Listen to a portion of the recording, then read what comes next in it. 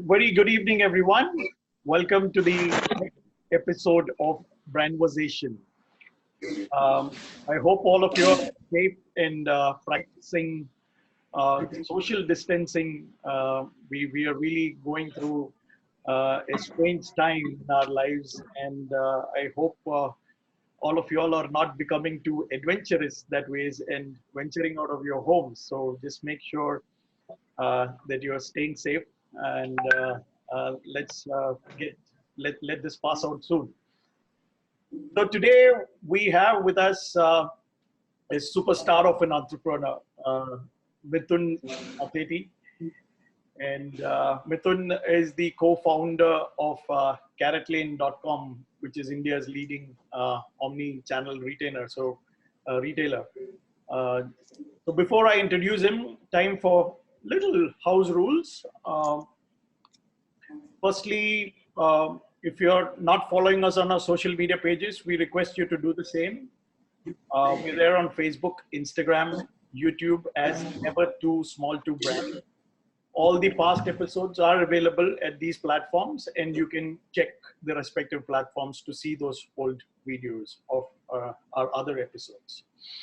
So firstly, I request all of you to mute your mics to avoid any disturbance and interruption when the talk is going on. Just in case, if you mute your, if you drop off in between, because of any power outages and stuff like that, we request you to log on to the same Zoom call link again to join the webinar again. In case if you are having any problem logging into Zoom, and whether you have any issues with regard to that, remember that we're streaming this live on our Facebook page, Never Too Small to Brand, so you can go there and watch it. If you have any questions, please type the same in the chat window, and we will make sure to cover most of them as much as possible. So coming to the speaker, Mithun. Mithun, I don't know how many of you all know, but Mithun is somebody who is among the GQ's 50 most influential Indians. And so we are sitting with one of the top 50 most influential young Indians with us. He is a very certified. You know how somebody makes it to that list, right? Potential advertisers. Yeah, certified gemologist from the Gemologist Institute of America, somebody who has translated his passion for jewelry into making CaratLane India's leading omni-channel jeweler today. Mithun comes from a family background, 5 generations of being jeweler. In the process, he recognized that the habits of Indian women, shopping habits of Indian women were changing rapidly, and started CaratLane in 2007. And today CaratLane has 60 plus stores across the country. And they also do have a virtual try-on app too, which is a step ahead in experiencing jewelry. And I think those are measures which is going to go a long way, especially at the age of social distancing, I guess. A lot of accolades. If I start reading, I don't know where to end, but yeah, next in Entrepreneur of the Year by TIE, Entrepreneur of the Year by CII, Young Turk Award by Retail Jewelers, Masters of Reinvention by London Business School, and list goes on. And over a period of time, in 2016, he added another feather in his cap with a strategic investment from the Titan Company Limited, the owner of India's largest and most trusted jewelry brand, Tanishq. So welcome, Mithun. Thanks for taking time out and being here with us today. And let's start the Brandversation. So over to you, Ravi. Thank you, Lai. Just one correction, we have 92 stores now. So awesome, awesome. Ravi, you're on mute. Okay, thank you. We'd like to hear more about your all the accolades and the number of stores later on in the show when you speak to us more about it in detail. But it's such an interesting thing to have you here, Mithun, because, you know, very, very tough times, lots of gloom, but also times like this really need inspiration and positivity. And for this, there's nothing better than to listen to some of these stories of success. So here are a lot of people on this webinar from different small and medium industries and are really looking for a lot of inspiration and insights they can use in the context of their business. So really looking forward to a lot of interesting stories, and trusting by the interesting stories you already told us before the thing started, it'll be fun listening to you. So my first question really is a simple one. So CaratLane today is a very visible brand, a very much loved brand. I know it's a favorite of my wife. So how did CaratLane begin? What's the origin story? Um, it's a Actually, it's a story of two or three things falling in place. Okay. Early success in the family business when I moved to Chennai and I built that. Greed increased from there, saying I can do more than what I am doing right now. So that was one part. Changing gold prices, which meant that the understanding of how it'll influence inventory and how it should influence marketing, and what would it change, if you look 3 or 4 years ahead. That was another part of it. Thirdly, being young. I think being young makes you try and take risks, which I would possibly say are harder to take later in life as well also.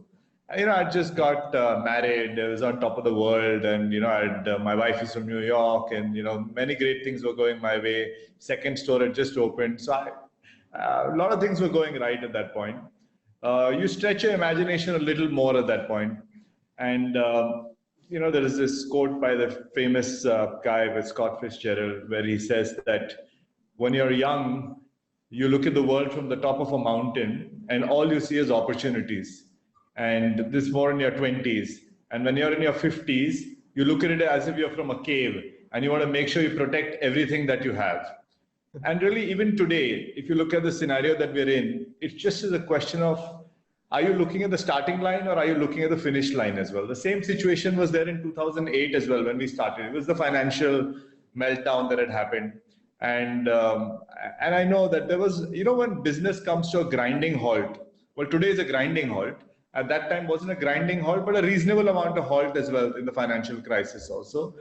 You have to realign your mindset to thinking about how are you going to get started again.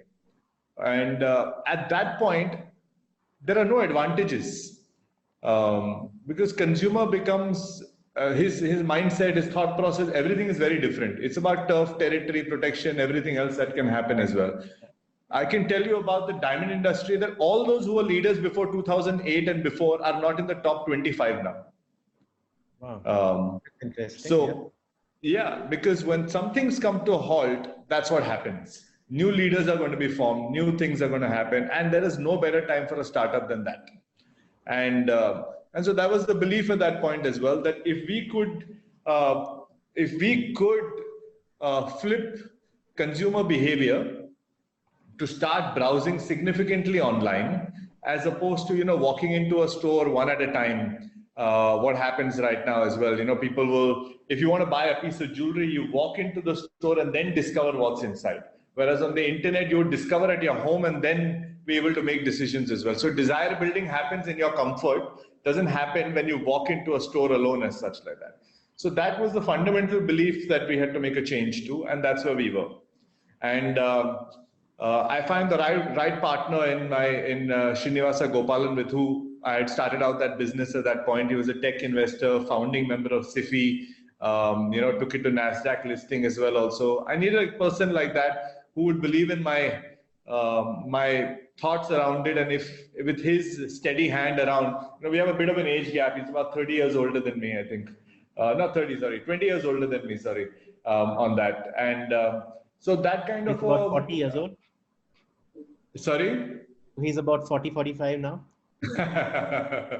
Yeah, so with that kind of mindset, it would be very, your thoughts go all over the place. So you need someone who's a little calmer and able to pull you back into what you need to do. And I think that steady hand on me was very, very clear that was a big change. And that kind of gave me the confidence to go all out with it as well also.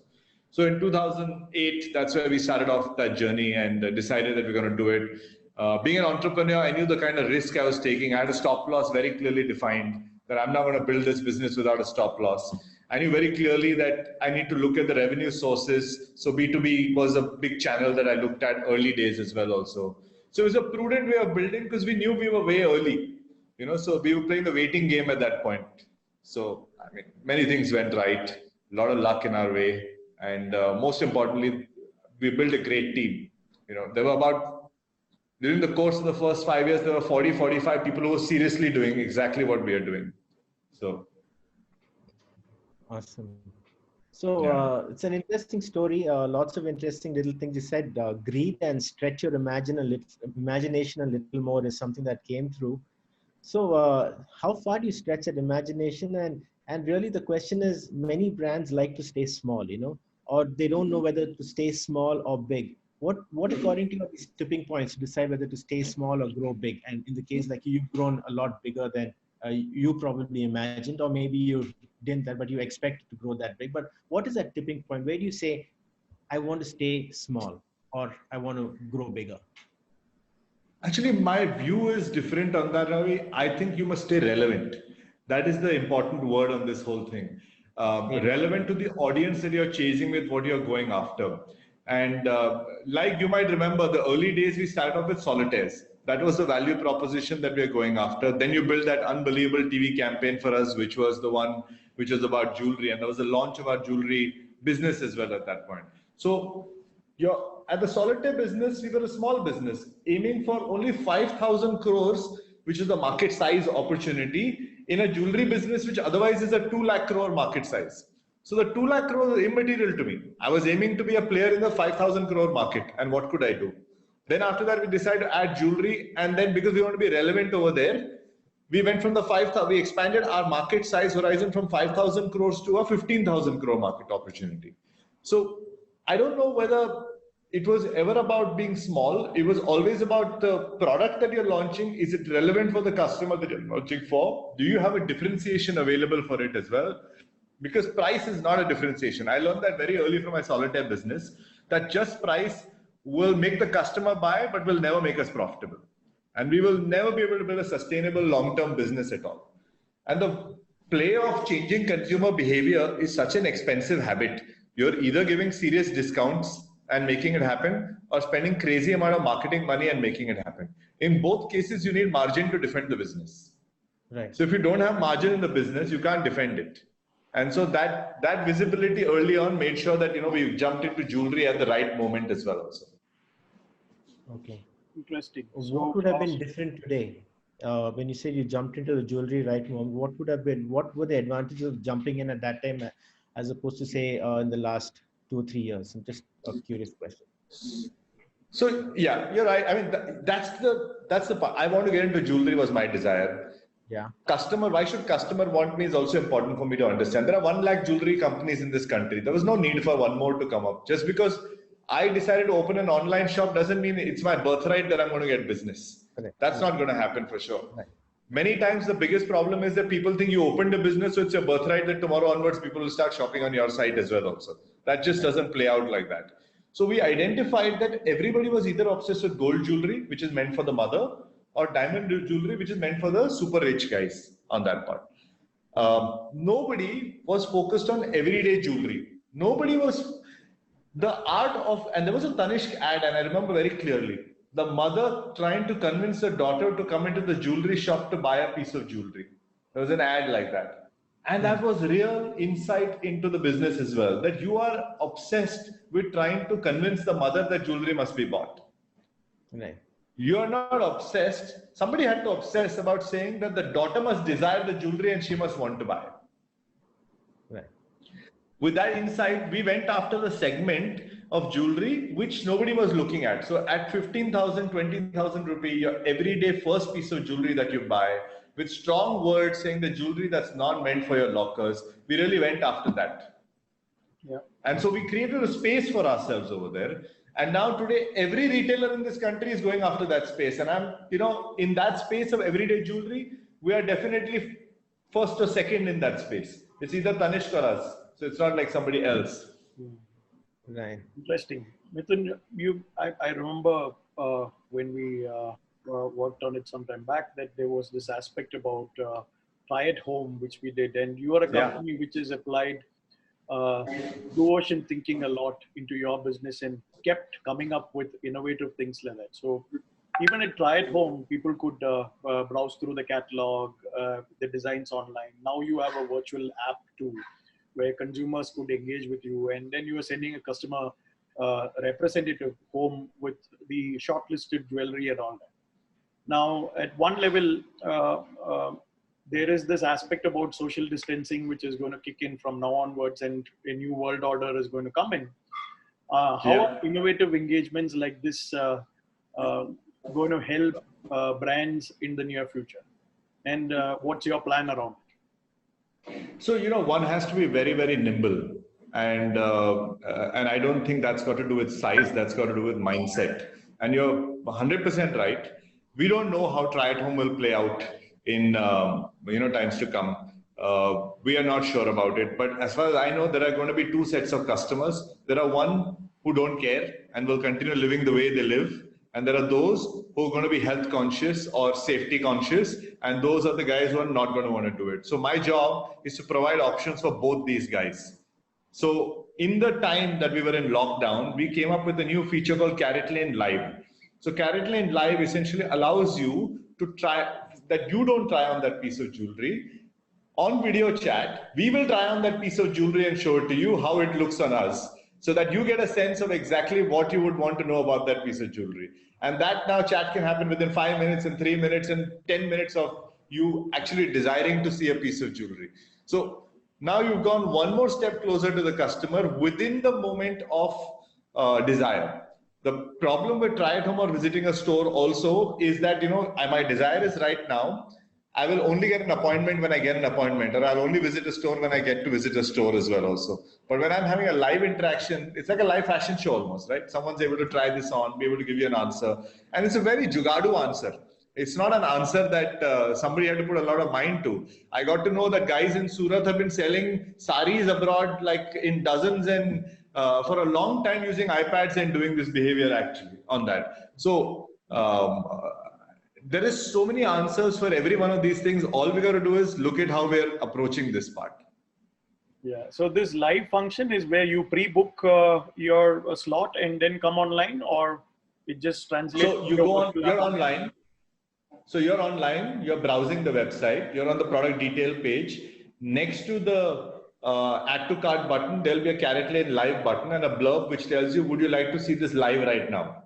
When you click on that, right now it's a pop-up which asks you for a time slot that's convenient for you, which can be as early as next 5 minutes on that. And in that time slot, when you choose it, somebody will call you back and they would have that piece of jewelry and similar looking jewelry trying on and explain to you the virtues of that piece itself also. So if you would like to make a decision, having seen the piece of jewelry and come as close to it as possible without breaking your social distancing norms, that's the solution for you. If you believe that I still want to try it on because that I'm not so worried about these things, and you would want to do a try at home when life gets back to normal, you have the option to do that. If you feel that you're like the Amazon kind of customer, or dikhao, then you're welcome to visit our store and be able to come over there and try on more pieces of jewelry, about 500-700 pieces, similar to what you look up. The store, the try at home, the online, all has to be relevant for that customer who we are going after. So we have a mind map of the kind of customers we go after, and we design inventory for those guys. That's how the catalog is built around it. The services team removes frictions every single day by taking off all of these, like COVID frictions will be one thing, delivery frictions. For gifting, I want 24-hour delivery. So how will that happen as well also? So every single team is thinking about these frictions and barriers and trying to remove it. My co-founder Avnish thinks a lot about these things, and he's the one who actually puts this in place as well. Nice. So all of these go a long way in helping build stronger relationships, right, with your customers as well. Oh yeah, I mean, and you don't always build relationships for material purposes. Right. I've always disliked this idea of calling a customer to your shop for cake cutting on his birthday and anniversary, but it works, and people have done it, and it works as well. Now we got a chance that we really, cake bhi kaat rahe or jeb bhi kaat rahe us din. Both the things are happening at that point, right? I'm sorry I'm saying in Hindi. I hope everybody gets it, but what I'm saying is you're cutting the pocket as well, along with cutting the cake. So what I find interesting though is that in times like this, true brands will continue to do something like this. So for us right now, we want to send the cake to people's homes through Swiggy or Dunzo or whatever is available at that point. Get on a call with those customers on WhatsApp, maybe the store team or the online team, and wish them a happy birthday at that point. There's no agenda now, right? There's no reason why I can't now sell to you or do anything else like that. But if I really believe I'm building a relationship, those are the things I should be doing, continuing to do right now as well also. And my job is to find solutions to those things. But you know, non-startup mindset companies will never do that. We'll give the cake and get people in. Yeah. So this is an interesting thing. So besides the amazing products you have and the fabulous initiatives and properties you built around creating relationships, you really invested very early in creating a brand for CaratLane. I mean, you said there were so many players already in India, but I think in many ways this too contributed in helping you stand apart in many ways. How did it help you creating a brand for CaratLane? You know, in my mind, to both of you, I still think we are maybe 10% or 20% in the journey of creating a brand. And it is the single biggest point of frustration that I have in life is that the brand is not as strong as I would like it to be. There were times when the brand was bigger than the business. Currently, the business is bigger than the brand, I feel. You know, so we keep oscillating between that, but that's a journey and that will go on. We are not an Asian Paints. We are not a Tanishq. We are not a Pidilite. These are brands. Like you look at their ads and you look at that and you kind of, the ad makes you feel great about the product itself.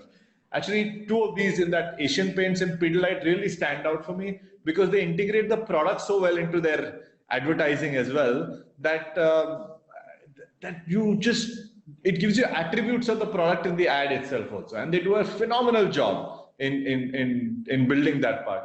Tanishq has a great emotional feel, and they do that part. So we've been rational so far, and we have a long way to go in building that. But in my mind, if you ask me, and many people ask me like, why did you choose to partner with Tanishq? You just raised capital 3 months before that. We had 200 crores in bank when we did that transaction.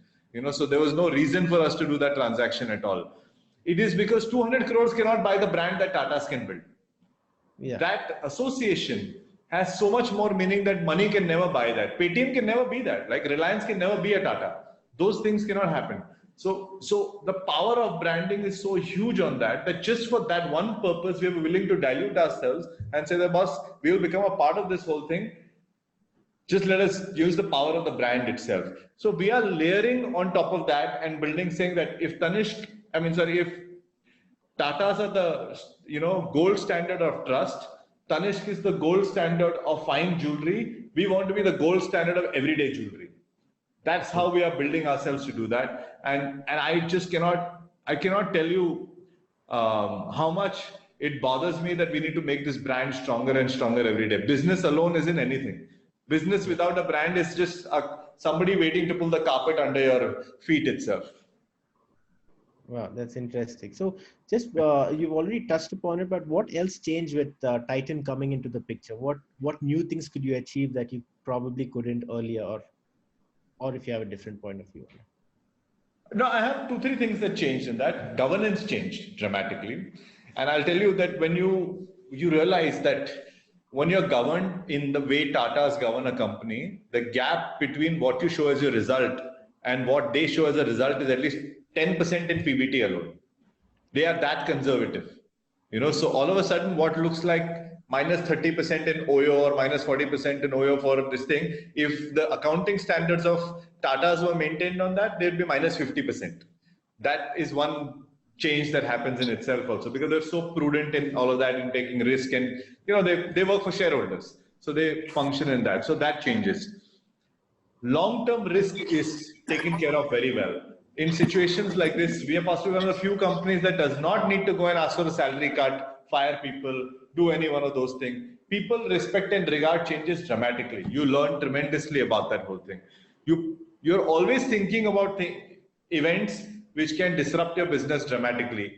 Decisions, if you're not there tomorrow, how will they stay back as well also? All these things are new learnings for us, irritating in the beginning, to be honest. But as time goes by, you realize the virtue of it, and it really, really works for us as well also.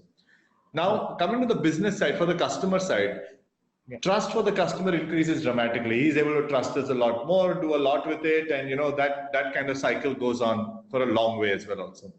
The minute we added CaratLane and Tanishq partnership, we could see a flip in conversion rate itself. People would buy with that. From next morning, we could see that difference on that. And it's like, if you add Ratan Tata as an investor into that and you're able to really use that value well, you would get that as well also.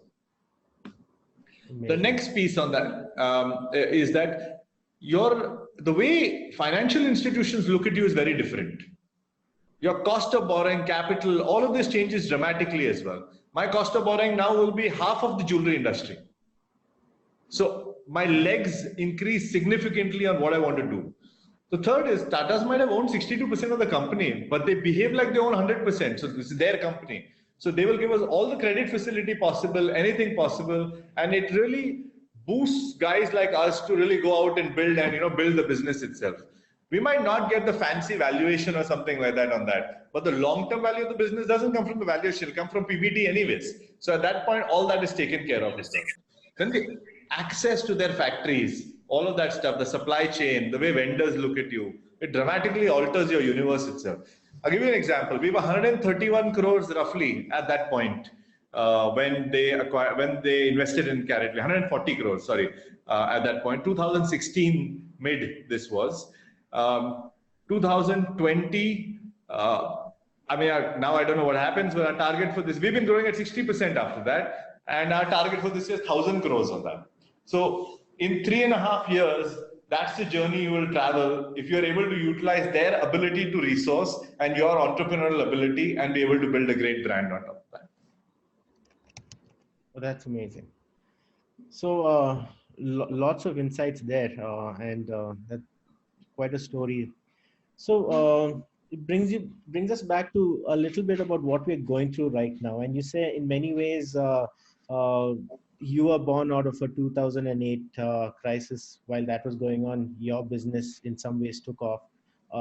Businesses today have come to a grinding halt, in your words, and possibly new leaders will emerge, right? And you also said people have to be very nimble.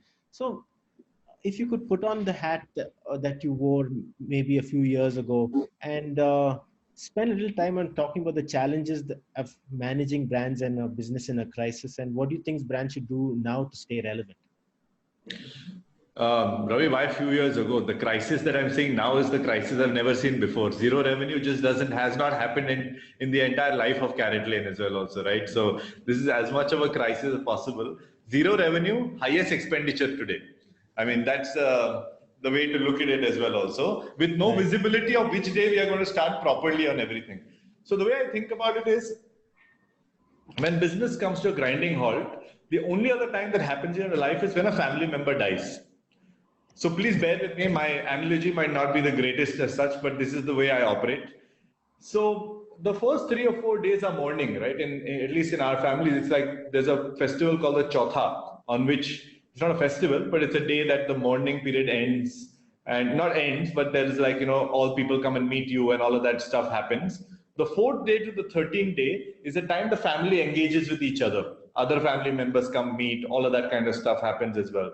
That is the community building time for the brand as well also. It's no different. The first week of social distancing was like the Chautha. We were silent, nothing to talk about, nothing to do, absorb what just happened, deal with it. From the 4th day to the 13th day, we were literally out there doing all this cake business. We were doing Zumba classes. We had an Insta concert on the last day. We had so many of these things going on. We were engaging with our audiences with everything that is non-jewelry. Just having a good time, because for the 100,000 people who are going through COVID, my math is very simple. 1% of death rate is what I take as infection rate. So if 400 people have died, 40,000 people are impacted in India. 2.5% per person is impacted as well. So 1 lakh people are impacted in India. You can make that 2 lakh as well. In a population of 130 crore, there are 128 crore, 29 crore, 98 lakh people who are sitting at home, enjoying more family time, spending time on Zoom, spending time on house party, so many things that they're doing across. And I'm talking about the addressable population in this is maybe 5 crores, right? Those 5 crore people are getting their salaries in their hand and everything. I mean, spare a thought for the entrepreneurs, but everybody else who gets their salary is definitely getting there in the bank as well also on that part. At least till April they'll get. Beyond that, we'll see what happens. For all of these people, they have not spent any money. They have socialized and they have spent more time with their family than any other time without having to go to a resort or a farmhouse or a beach house or a hill station or anything like that. This is desire. The function of desire is happiness in your mind, money in your pocket. There are a huge chunk of people who have this.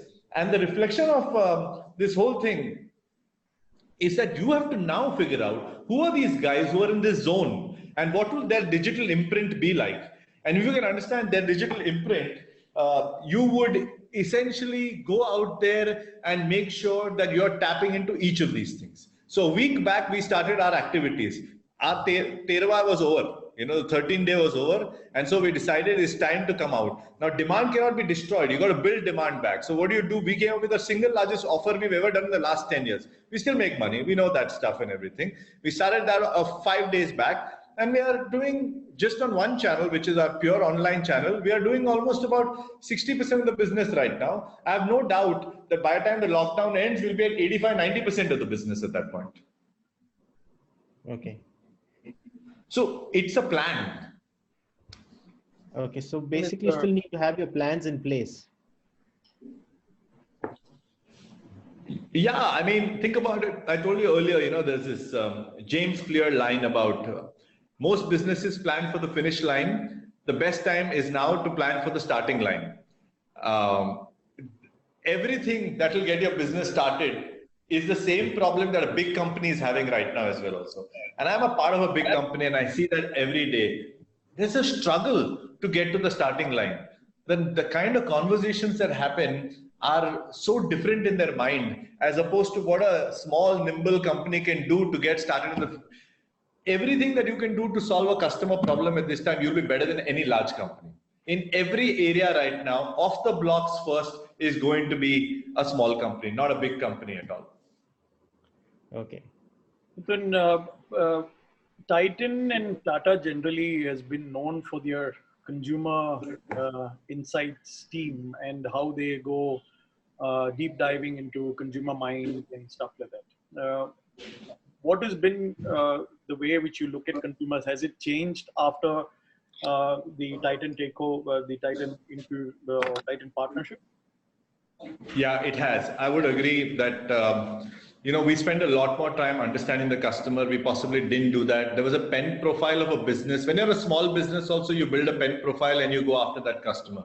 You realize when you start spending more and more time with customers and how wrong you are about that pen profile. It is our understanding of a customer, not the reality of a customer.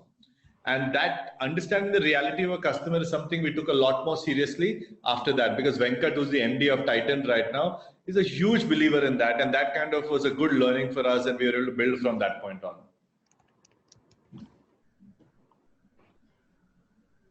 As a little sensitive question, has anything changed from the Bhaskar Bhatt times to the Venkat times? Does leadership change there to leadership? Does it have any impact on your partnership? No, not really. I mean, Bhaskar and Venkat both were equally invested in CaratLane, and even today, Bhaskar continues to be on the board of CaratLane. So from that perspective, no change for us. Of course, both the leaders have their own style of leadership, and it's unfair to compare one from the other. Venkat is the ultimate operations man. He's built a fantastic operations outlook, and I think in today's time, he's going to be an impactful leader on that. Bhaskar is a deep thinker. He's the guy who lived through and built Titan across as well, from a 150 crore company to a 20,000 crore enterprise by the time he left that as well also. So very, very different, but it's, God plays out in amazing ways. For the right time, the right person's in charge as well. Yeah, Bhaskar's story itself is a very inspirational story, and every time I listen to him, it's I get awestruck. You should get him on this and get him to talk. Yeah, I should. I had an opportunity to actually meet with him sometime back. I'm trying to get him soon here. So Mithun, I've just let me know if you need any help. Yeah. Yeah, will do. Starting to pick up questions from the audience. So there's one asked by Pratik who says, "What's the future going to be like for jewelry sector, especially the brick and mortar?" Uh, so gold is reaching 50,000 level, credit crisis kicking in, e-commerce channels complementing it in some form. So what's the future is going to be like? And obviously the social distancing bit and all that coming in too. Right. So Pratik, since you're also from the jewelry line, you would know that, I mean, the rate of change in the jewelry business is slow. It's not a very, very fast changing industry as such. When gold price goes up the way it is, interestingly, in consumer psychology, uh, fear drives people away from decisions. And when things are going up, they actually chase it even more. So that's why we chase an Aishwarya Rai, who essentially has already 1 million people in queue, but there's another pretty girl standing over there who nobody is looking at. We will not go in that line and try and talk to her. We will all go behind Aishwarya Rai as well also. So while gold keeps going up, it doesn't mean people buy less. But yes, the job of a jewelry company is to make sure that now how do you make it adornable for people at that price point as per the budget and the wallet that they have. So there's a big task sitting there in that aspect of it. You can't do what you were previously doing. You need to invest now in more technology and try and figure out that same look is maintained even though the gold price has gone up. It's happened in other industries. It's time that we do it in our industry as well also. I'll give you an example. In automobile, while the prices of metals have gone up, every year price comes down by 2% in manufacturing. So we need to learn from those places. Are you all also moving in that particular direction? Direction of? So you were saying that optimizing various aspects about the business. What is your? Oh, yes. 100%. I mean, when it hit 40,000, we were clear that this is going significantly higher and we need to optimize the way we manufacture jewelry to make sure that, a look is maintained. Customer wallet is not going to go from 40,000. It's not going to go up by 50%. In fact, look at it this way. This year, he's going to see zero wage hike in most cases. But the cost of acquisition has gone up by 40% for him.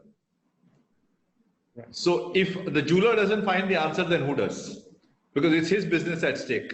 Customer buys something else, you buy a mobile phone, I need to buy jewelry. All he's doing is buying satisfaction. Yeah.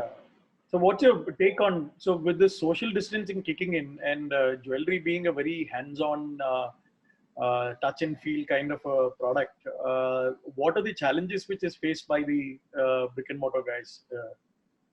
You have a good balance between both and you are able to quickly adapt to doing a CaratLane live and stuff like that. But actually, it's hygiene more than anything else, right? If you look at this, what you need to account for is how you're going to demonstrate hygiene.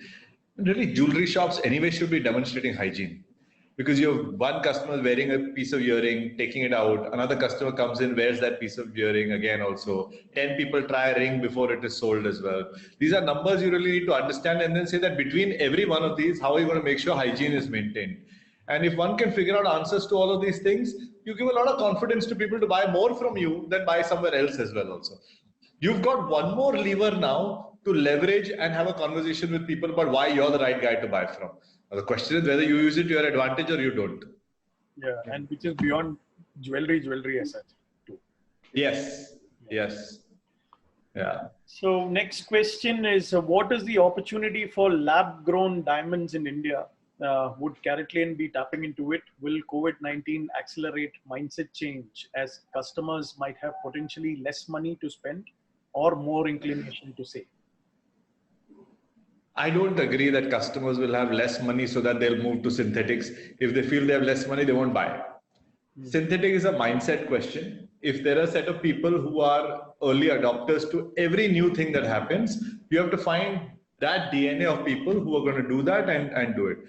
Whether I'm going to be the first guy to do it, I'm not in a hurry to do it. There is only so many firsts you can do in life. My time is up. Let somebody else try it right now. And I'll sit and watch. And, like in Formula One, when it's raining out there and there's a car going up front, you would rather be in the slipstream behind that car and be ready to overtake when the time is right. I think we are sitting pretty for that to happen right now. At this point, no urge to go into synthetic diamonds for India. Yeah, just taking on, adding on there one more bit. Consumer behavior for sure is going to change in the new world order. You have been working on a certain pricing, positioning, and stuff like that. But luxury, for sure, we know is not going to be a priority for consumers as such. So, do you all, from a brand perspective, from a business perspective, have looked at it from a different angle? Like you told earlier, said that you gave the biggest offer what you could ever give in the last 10 years. So like if you look at what I do right now, I play in the 25,000 rupee average price point. The average price point in this country is 60,000. So what it means, if there is a laddering down, my market size is increasing. And the market size on top is shrinking. So I don't worry about it at this point. My job is to make myself relevant for those who might want to come down. So my product has to look good enough for those who are coming down to be able to buy it, because otherwise a 20,000 rupee product will be hard for them to buy. So I need to ladder up to a 40,000 rupee price point where the intersection might happen between the 25,000 and the 60,000 rupee price point. Yeah. So, I mean, these are the theories in our mind which we are working towards, and these are the bets we are going to take that we go towards. Yeah. Something on heavy jewelry. Heavy jewelry, again, is something which is very touch and feel. And do you see a possibility with all these new world order kicking in, there is a market which will open up, an online market which will open up for heavy jewelry? Hard to. I would personally at this point think it's too early for it. I don't see, discovery can happen for sure. Fulfillment, I find it very hard to do it because the intricacies of jewelry is still very difficult to understand on a pure online model. The ASP is too far off from the average purchase price in India. And the frequency of purchase doesn't demand that you need to go online alone to buy it. You can go online to discover it. You know, Google searches for jewelry are in such vast numbers, it's not even funny. I mean, they are in hundreds of crores in terms of number of searches. That means every person searches that much more on that part. So discovery will happen. Fulfillment looks hard at this point. Technology needs to evolve a lot more. Do you see marketing and communication change? Like in one of our earlier episodes, as well as a Google document which is doing the round, they were talking about the 4C construct, where you have to be crisp, creative, careful, and all that. So the one question is, I mean, that is a Google construct. So it's designed for Google. Crisp and creative is very important in the clutter that they've created. So you're not going to be able to see anything beyond that. But I do feel that world order on marketing will change. I think digital will take a much larger role now. It's an event which is played out in the hands of digital. It's an event which is played out in the hands of OTTs as well. Newspaper is going to struggle with this. Channels are going to struggle. Things that don't get impacted are, I mean, to me, holdings even now are little impact. They are not impacted. Some OTTs are not impacted by medium so much. Outdoor is not impacted by medium so much. But I do feel that a lot of print will get impacted by this. You would move to a digital a lot more over print on this. It was already there on the cards. I think this is just a tipping point. Yeah, and OTT might come up with more options to advertise also. Right? Exactly. Only Hotstar is giving us options right now and meaningful options. So I'm sure that others will also look at it. With the fight that's coming on with Disney, Netflix, everything right now, advertising is the only route I can see they can come back and combat that fight. They're going to go back to becoming a TV channel at some point almost. Yeah. Akshaya Tritiya on-demand TV. Yeah. Akshaya Tritiya is one of the most important purchase highs, peaks for jewelry. How you address it? Yeah, 3.5% of annual jewelry sales happens on that one particular day, Akshaya Tritiya. I mean, it's a washout. I mean, there is just no, but it's okay. In the lifetime of business, you lost one festival. Just think about it this way. If in the World Cup, the semi-finals was planned for Dhanteras Day, and on that day, if India-Pakistan played in the peak buying hours, because this is Australia, right? The match could have happened at 4 in the evening. And the match went on from 4 to 8 in the evening in Australia, and India is playing Pakistan. Who would be buying jewelry on Dhanteras anyways? So Many things can go wrong. You lost one day, which is 3% of your sale. Don't fret over it. We'll find more avenues to make it up. Cricket is bigger than jewelry. Yeah. But now, No doubt about cricket, so no worries. it. Okay, Yeah. so existing brick and mortar brands moving into might think of moving into e-commerce, and I'm guessing that more and more players would want to do this because they will feel the pain, right? Because of shutdown and stuff like that. So we're going to see an influx of lot more people getting into the online space. What are your thoughts on it? Do you think it is good, bad? I love the idea. I think more discovery, the better it is. There are already 98, 99 players. About 40, 50 of them have visited CaratLane, spent time over here. Many kids of jewelers have come and interned in CaratLane. We welcome all of them. I think I owe it to the community as well to have more people come and visit and understand what goes on and try and understand, because too many people come with they think building an infrastructure means they're going to get business from tomorrow. That's just not the way to do it at all. That it takes a lot more than that, and I wish that the next generation of jewelers who are coming in will take this a lot more seriously and really build that, because there is a business to be had. And this, if you don't do that, the industry will lose out. It's not that the jeweler will lose out. So it's very important that more and more people use the digital mediums in whatever form, whether to advertise, whether to fulfill.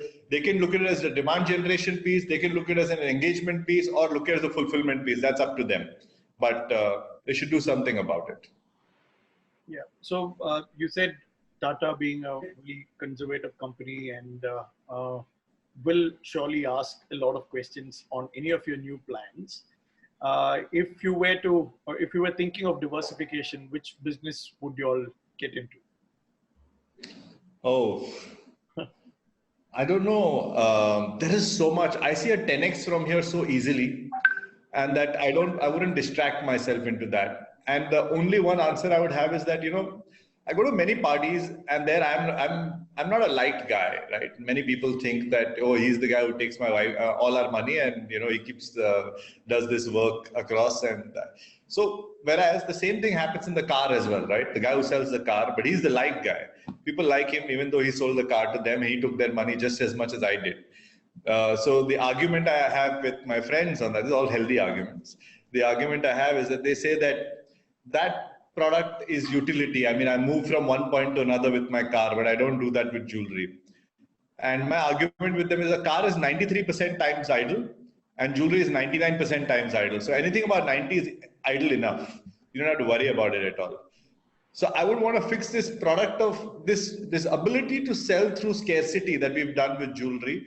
I would love to make this a product of abundance at some point, and that problem is something I'd love to solve.